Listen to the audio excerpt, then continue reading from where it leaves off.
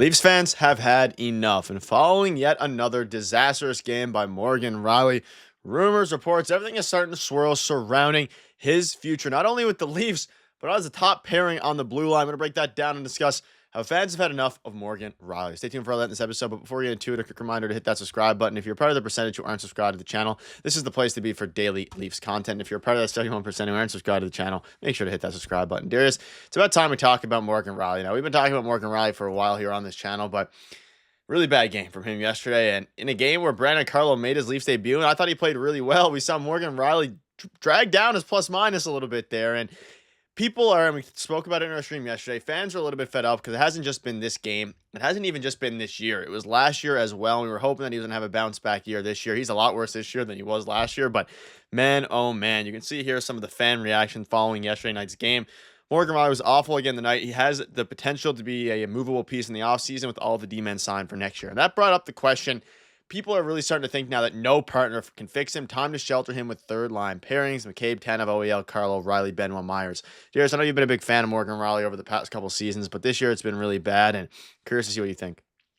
And I still do believe in this player, and I think that he'll figure it out maybe after the season. I don't know what it is about this season. He's having a brutal season. It's been horrible.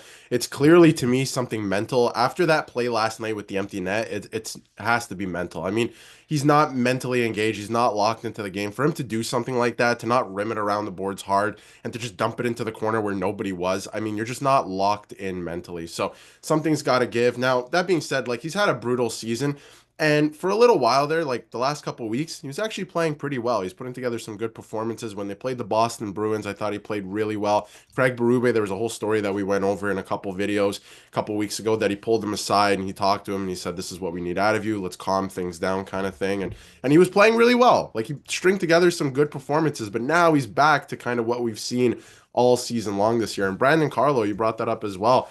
In his entire time with the Boston Bruins, he's never been a minus player. So hopefully that doesn't happen with the Toronto Maple Leafs. And in a season this year where Boston has a horrifying goal differential, for him to not be a minus player is pretty impressive. So we'll see what happens with that. I thought Brandon Carlo played really well. I thought that this was a great trade because this seems like the perfect partner for Morgan Rielly to kind of shelter him a bit. It was the first game. These guys didn't skate yet. They didn't practice yet. So they're going to get acclimated to each other. They're going to talk, see how they, can kind of work things out. But one thing's for sure, Morgan Rielly, he's got to figure it out. He's one of the, highest paid players on this team, let alone on the defense core. And he's got to figure it out if they have a chance in the playoffs. It's not been a good year for him. And he's making just some weird, it's really the decision making for me. Like he's not putting the puck in smart areas. He's always out of position. It's been a tough year for him. Yeah, there's been a lot of fans who are starting to think that there's no pairing that will work with Morgan Rielly and that he might just be washed. Now, I don't think that's the case. I don't think he's ever going to go back to being a 70-point player, but this season, he has been very, very rough. And you think back to the article that dropped in the New York Times, you see here,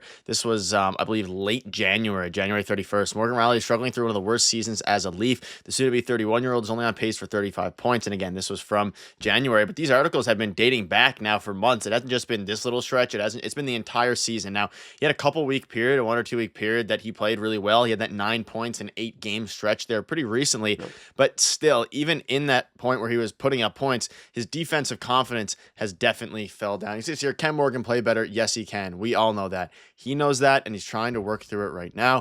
This is what Coach Craig Berube said. He's still got to stick with it, and we'll keep working with it, and we'll try to help him as much as we can. What might Berube and his staff do to spark the longest-serving Leaf? Here are 4 ideas that might work, and one of the ideas, of course, for that wasn't on this list is getting Brandon Carlo, and hopefully that will help it a little bit. But again, Leafs coach Craig Berube, like he spoke out, and there's not much you can do. You can't force the player to play better. Something's in his head. He doesn't look confident at all. You mentioned it yesterday. He even spoke out, which we'll dive into in a second here. But there's only so much you can do with players like this or players in general, until they have to start performing themselves. And that's something that they desperately, desperately need to do if they want to go far in the playoffs. Because without Morgan Rielly, I mean, we're seeing Benoit and Myers play minutes together, and it's been pretty bad. And again, Morgan Rielly's not worse than Myers or anything like that, but he needs to step it up, especially given how much he's getting paid.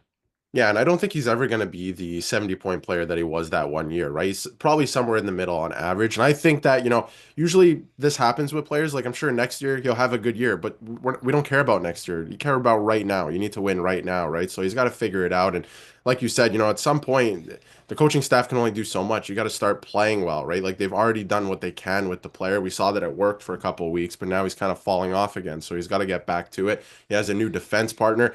See a lot of people saying, maybe scratch him, maybe play him less, play him on, the third pairing, maybe OAL goes up there. I feel like they're going to experiment with that anyway, because, Craig Berube is going to get the blender out before the playoffs. He just wants to see what's going to work with what. I think the only thing we know for sure is Tanev and McCabe should play together going into the playoffs, but the rest, the blender is going to come out. So we'll see what happens with that. But I mean, to play him less, to scratch him, maybe for a game if you really want to, but he's one of the highest paid players on the team. He has to be in the lineup, right? Like, you're paying him to be one of the best players on the team. He has to be in the lineup. So maybe for one game, if you want to scratch him, send a message. But I don't even know what the message is at this point. Like he knows he's got to play better. The coaching staff knows what's up, right? So you just got to get to it. I don't know exactly what it is. I don't know if you can shelter this player anymore, right? Like they got him Brandon Carlo. Let's see what happens over the next couple of games, but he's got to turn it around. I thought he was the best player. When they got Luke Shen, I thought he was their best player in that playoff run in 2023. Like forwards, defense, goaltending, he was their best player. And it was, I think, in part because of Luke Shen, and Morgan Rielly can kind of go out and do his own thing. I'm hoping Brandon Carlo, after some practice and, getting acclimated to the system, can be the same thing for him. But we did not see that last night, that's for sure. Yeah, it's only one game, but regarding Brandon Carlo, it's only one game. But the problem Morgan Rielly has been there all season long. You see this here, Craig Berube.